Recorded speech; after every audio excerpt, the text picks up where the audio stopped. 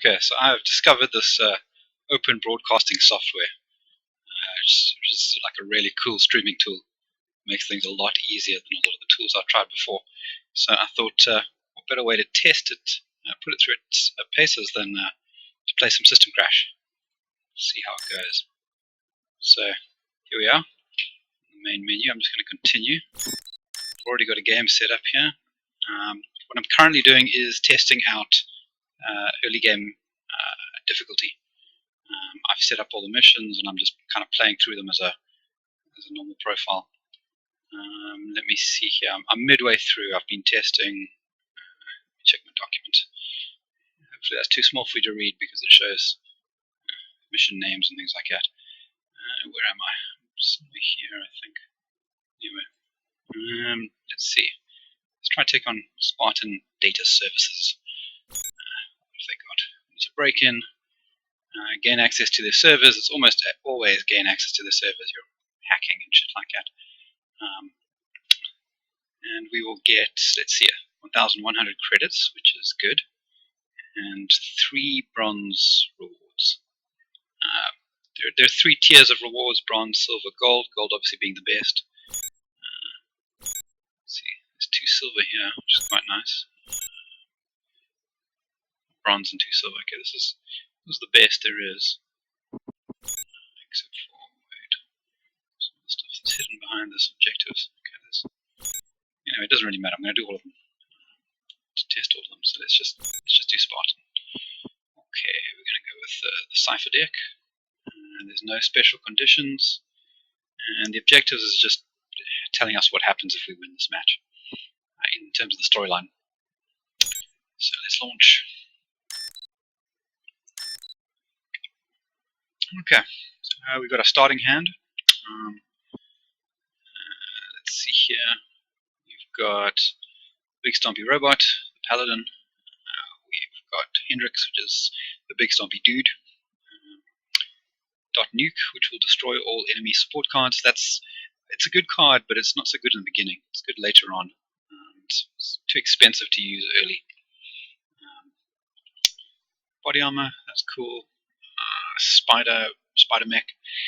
The problem here is body armor. You can't use the body armor on a mech, so that's not such a good synergy there. And widget, which is basically going to block hacking effects.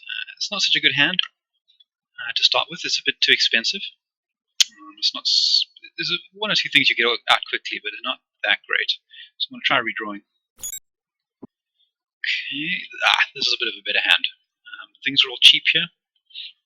Again, widget, 2 spiders, body armor. We've also got Backstreet Clinic, which is a support card you can play. It will heal the most damage agent you control of 3 points of damage every turn, and that's lasts for 4 turns. We also have Zeke here. Zeke is he's an anarch. He doesn't have any special powers, but he's a fairly solid 3 credit agent. So that's a good starting hand.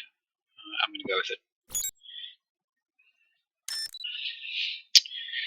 Alright, so they didn't redraw, but I did. And they're going to play first, which is determined randomly. Okay. Alright, so what happened there? He played Marty Tang, which is this dude. Marty's special ability is draw a card on play, so you saw when he played it, Marty pulsed like that. That was him drawing it. That was his using a special ability. So he drew an extra card, and since Marty's summoning sickness, or he comes into play tapped, whatever, he can't attack yet. So it's my turn. One thing that's different, if you followed System Crash's development, you'll notice there are no resource cards anymore. I got rid of those things, they suck. Basically, all they really added to the game was the ability to get screwed over in the beginning. You either had resource cards in your hand, in which case you could play, or you didn't have them, and then the game was practically lost. I mean, it's very rare that you can recover from like a 1 or 2 turn resource disadvantage. And if you're new to the game, it's just hopeless. So I got rid of them. You just automatically get new credits every turn, to 10, caps at 10, like Hearthstone. Someone will point out that similarity. I absolutely just ripped it from Hearthstone. It's a good design.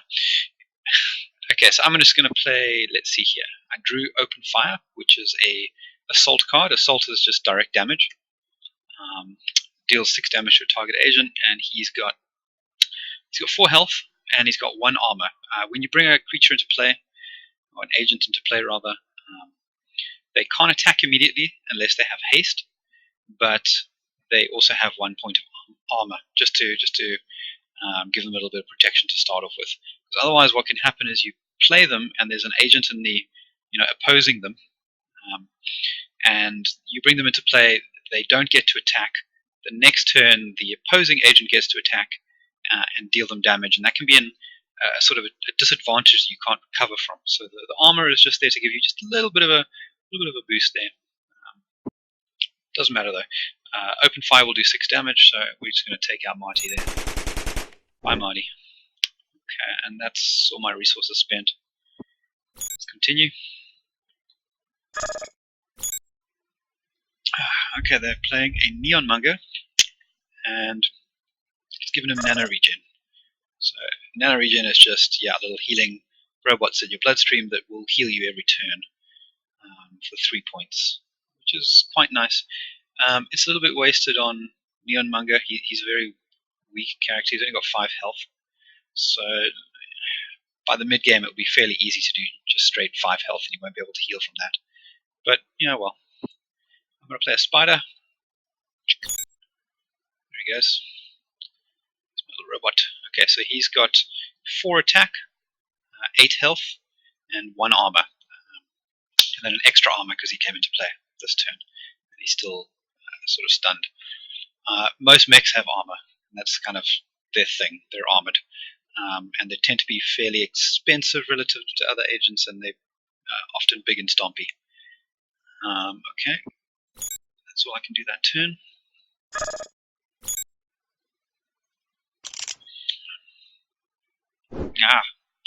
So he's just added armor. He's added some body armor to the Neon Monger, so that will give him a bit more survivability. He will be able to. You have to get through the armor to deal him damage, and then he's also got regeneration on top of that. It's not impossible, but it's still a little bit tougher. Okay, so let's play the other spider here, just to block lobby security. Lobby security is also a fairly. They're a common weak card.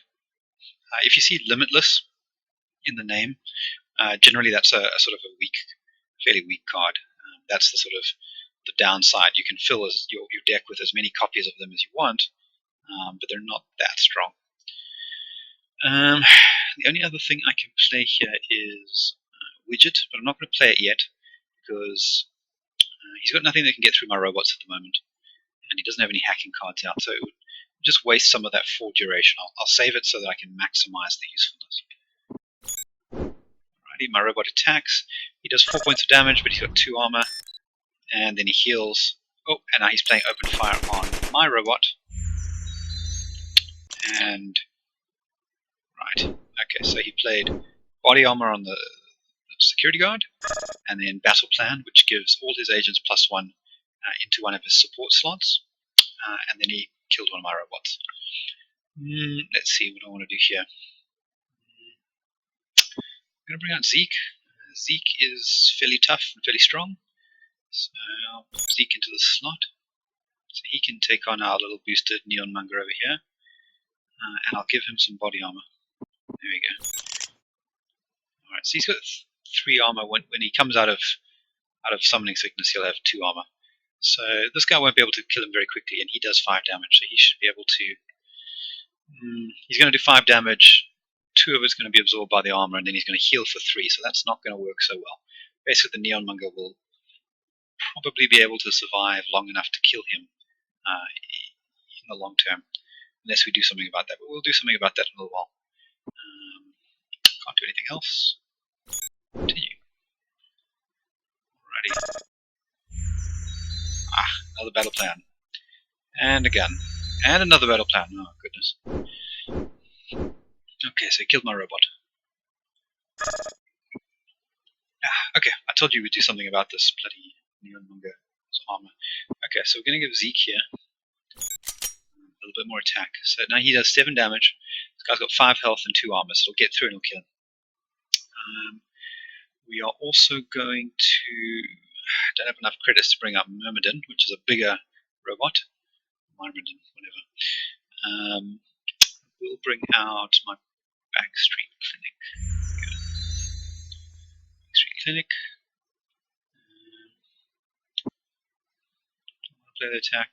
I'm not going to play Battle Plan yet. It's only got 3 duration, and I've only got 1 agent out. I'll save it for when I've got a couple of agents out and it can maximize the group damage.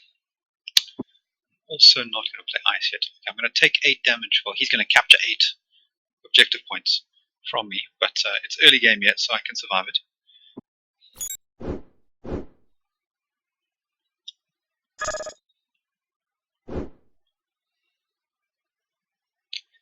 Right, so Zeke killed his Neonmonger. My Backstreet Clinic healed him, and he, the security guard got through for 8 points of damage, but we'll put a stop to that now with the Myrmidon, which is a nice stompy robot. And it's got a bit of armor, so it can take... I mean, he's doing 8 points of damage a time, but yeah. And we will... Okay. We're not going to be able to give the gun to the robot again. Robots can't use... or mechs can't use human weapons and armor. So we'll just give it over here to Zeke so he can maximize his damage. Right, he does 9. So he scores... When an agent is unblocked, they score objective points equal to their attack power. But he's playing a Neural Backlash on me. Neural Backlash punishes me for every support card I have in play. So I will lose 5 objective points plus 5 for every support card, and the opponent will draw a card. It's a pretty cool card, Neural Backlash. For a long time it was very underpowered and not useful, but now it's a good balance, I feel. It's quite worthwhile in a lot of decks. Okay.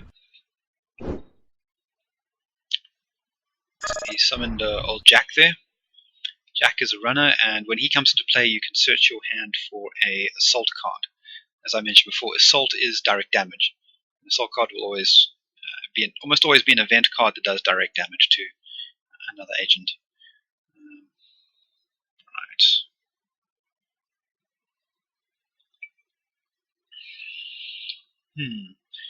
Okay, I'm going to give my guys some more attack. Battle plan. I'm going to play my Neural Backlash. He doesn't really have a lot of objective points to lose, but it will let me draw a card, which could be useful. Since the 2 widgets are not really that useful at this point. Let's see what I get. Okay, I got a Jinx. Jinx is pretty cool. She doesn't have a strong attack power, but she's got a lot of health, and she's got a fairly strong hacking ability for a mid-tier card. So that's quite cool. So hacking cards will automatically score objective points even if they are blocked in combat. And they're just sitting in there typing away at their computers and scoring points for you. Okay, but I can't play her yet because I've only got 3 credits. So next turn. Alright, almost killed the enemy's Zeke and his lobby security. Oh crap, here we go. There's an open fire. That body armor on ours is saving us. He played a Jojo. Jojo searches your deck for a runner card and puts it into your hand, which is a fairly broad category of useful agents, so it's pretty good. But he's locked up all his lanes for now, at least. Let's see, we will block. We're going to block. Yeah, block Jack. Okay, Jack is blocked. And since we've got 3 of these buggers, I'm just going to play one, just to reduce the objective points of the remaining row when he scores. Okay, so I've killed 2 of his agents, and he brings out Ghost, and he gives Jojo the gun. Okay.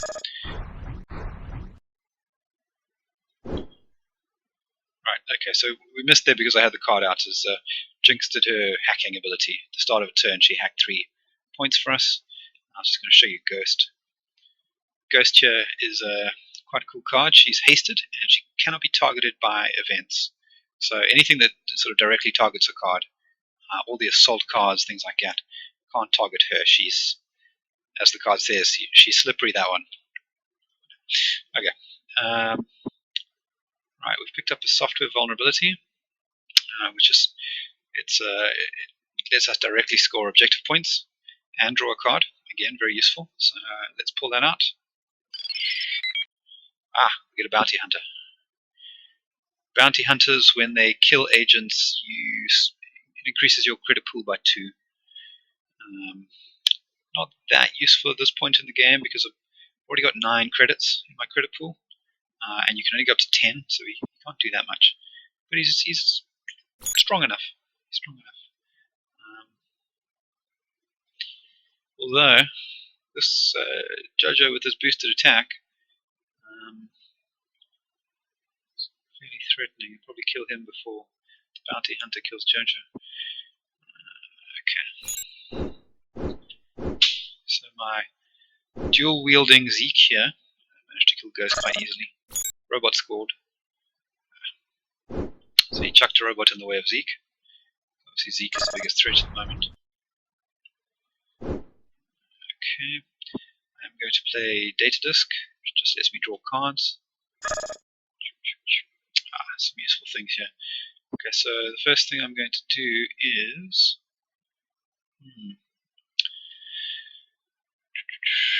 okay, even if I play open fire on the robot, it still won't allow me to kill it this round. Jinx is going to kill Jack anyway. Bounty Hunter won't kill Jojo, and Jojo will kill him next turn. So I'm going to help out the Bounty Hunter by doing a bit more damage. There we go. Now Bounty Hunter will be able to kill Jojo on his own, and I'm going to play Take Cover, which gives all my agents a +1 armor. Okay. Still don't really need these widgets, so there's no real point in playing them.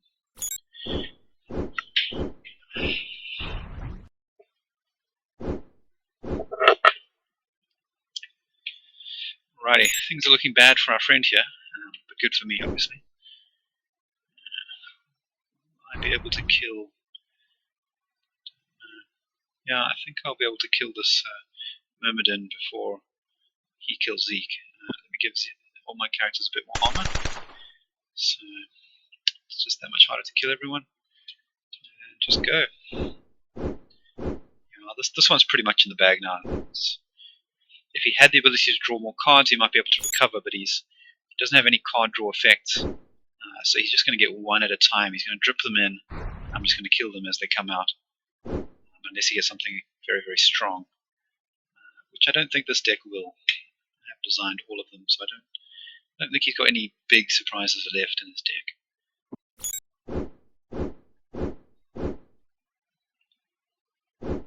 Almost there. Two more objective points and we've won. And Jinx will score that next round anyway, so even without attacking. There we go. There it is. Bingo. So we'll just go. And that's victory.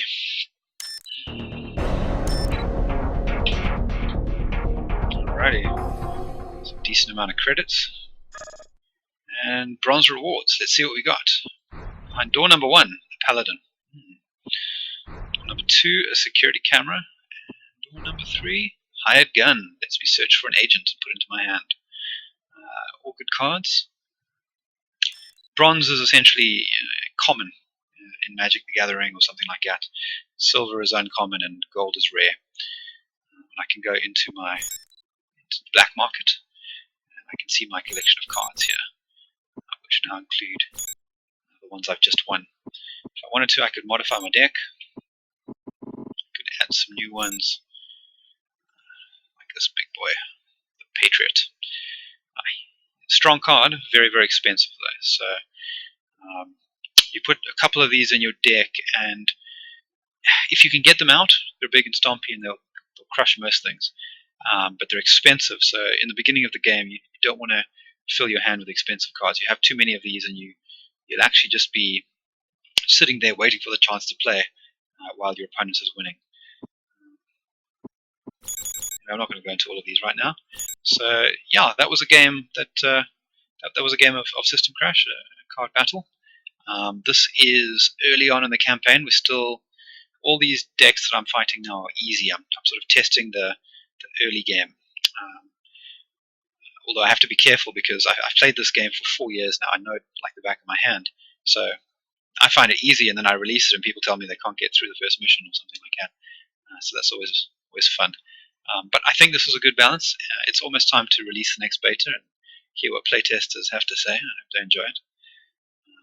Okay, I think that's enough for this video.